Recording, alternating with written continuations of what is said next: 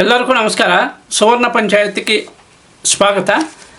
ಇವತ್ತು ದೊಡ್ಡಬಳ್ಳಾಪುರ ತಾಲೂಕು ಬಾಚೇಟಳ್ಳಿ ಪಟ್ಟಣ ಪಂಚಾಯಿತಿ ಚುನಾವಣೆಯ ಫಲಿತಾಂಶ ಹೊರಬಿದ್ದಿದೆ. ಇದರಲ್ಲಿ 14 ಸ್ಥಾನಗಳನ್ನು ದಕ್ಕಿಸಿಕೊಂಡು ಅಧಿಕಾರವನ್ನು ಹಿಡಿಯಲಿದೆ.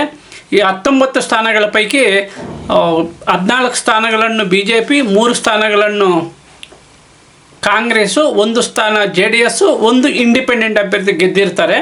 ಇದರ ಪೈಕಿ 1ನೇ ವಾರ್ಡಿಂದ BJP ಅಭ್ಯರ್ಥಿ ಶ್ವೇತಾ ಮುರಳೀಧರ್ ಗೆದ್ದಿದ್ದಾರೆ.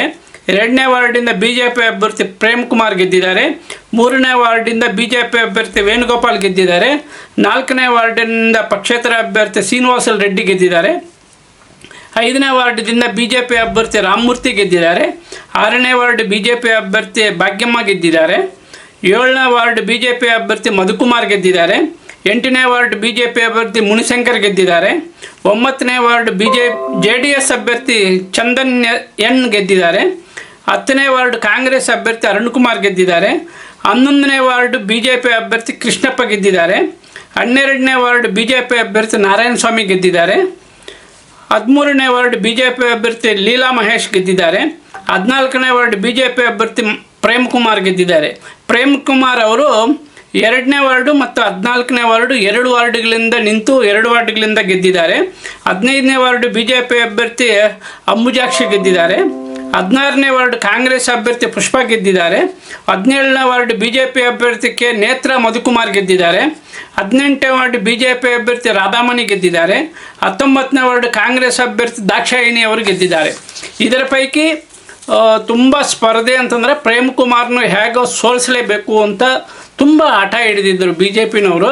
ಇದರ ಪೈಕಿ ಪ್ರೇಮ್ ಕುಮಾರ್ ಅವರು ST ಮತ್ತು ಜನರಲ್ 2 ಕ್ಷೇತ್ರದಿಂದ ನಿಂತರು. ಯಾಕೆ ಕಾರಣ ಏನು ಅಂತಂದರೆ ಒಂದು ಕಡೆ ಸೋತರು, ಮತ್ತೊಂದು ಕಡೆ ಗೆಲ್ಬೋದು ಅನ್ನೋ ಉದ್ದೇಶಕ್ಕೆ. ಬಟ್ ಪ್ರೇಮ್ ಕುಮಾರ್ ಅವರು 2 ಕ್ಷೇತ್ರಗಳಿಂದ ಕೂಡ ಜಯಶೀಲರಾಗಿದ್ದಾರೆ.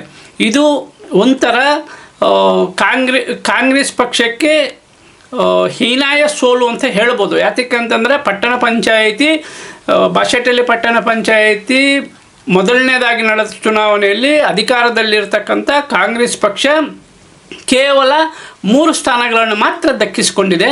ಒಂದು ಕಡೆ JDSನವರು ಹಲವಾರು ಕಡೆ ಸ್ಪರ್ಧೆ ಮಾಡಿದರೂ ಕೂಡ ಅವರು ಕೂಡ 1 ಸ್ಥಾನ ಅಂತಂದರೆ 9ನೇ ವಾರ್ಡ್ನಿಂದ JDS ಚಂದನ ಗೆದ್ದಿದ್ದಾರೆ. ಉಳಿದ ಕಡೆ ಒಂದು 5-6 ಕಡೆ ಸ್ಪರ್ಧೆ ಮಾಡಿದರು. 5-6 ಕಡೆ ಕೂಡ JDSನವರು ಸೋತಿದ್ದಾರೆ.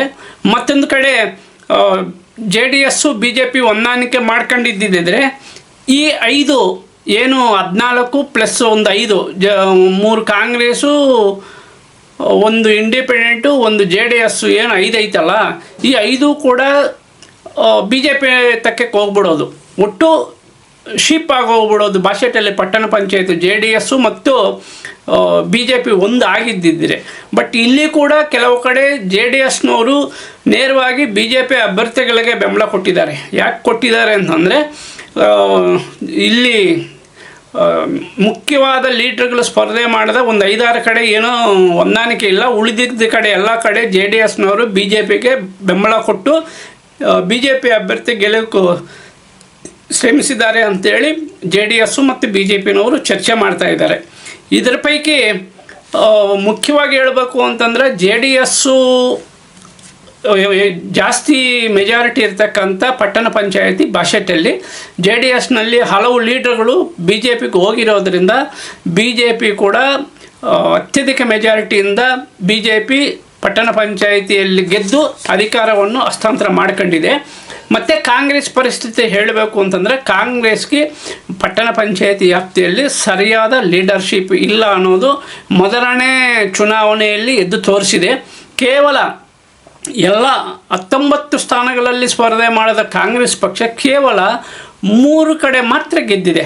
ಆ 3 ಕಡೆ ಕೂಡ 10ನೇ ವಾರ್ಡಿಂದ ಅರುಣ್ ಕುಮಾರು, ಮತ್ತು 16ನೇ ವಾರ್ಡಿಂದ ಪುಷ್ಪ, 19ನೇ ವಾರ್ಡಿಂದ ದಾಕ್ಷಾಯಿಣಿ, ಇವರು 3 ಮಾತ್ರ ಗೆದ್ದಿದ್ದಾರೆ.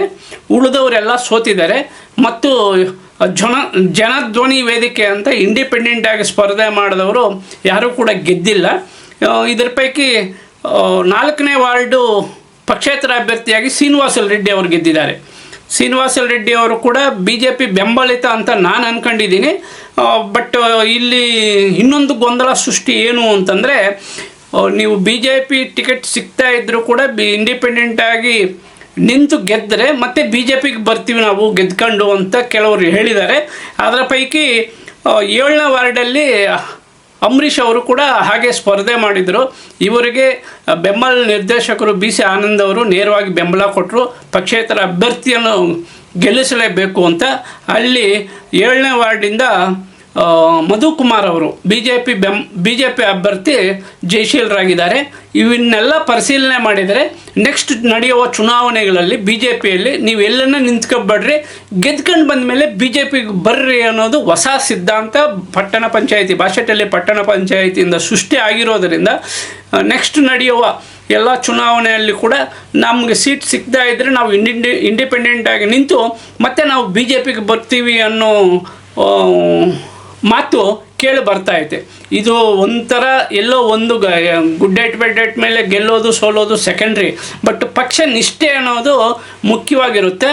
ಈಗ ಸ್ವತಂತ್ರ ಅಭ್ಯರ್ಥಿ ಕೂಡ BJPಗೆ ಬೆಂಬಲ ಕೊಡೋ ಅವಕಾಶ ಕಾಣಿಸ್ತಾ ಇದೆ.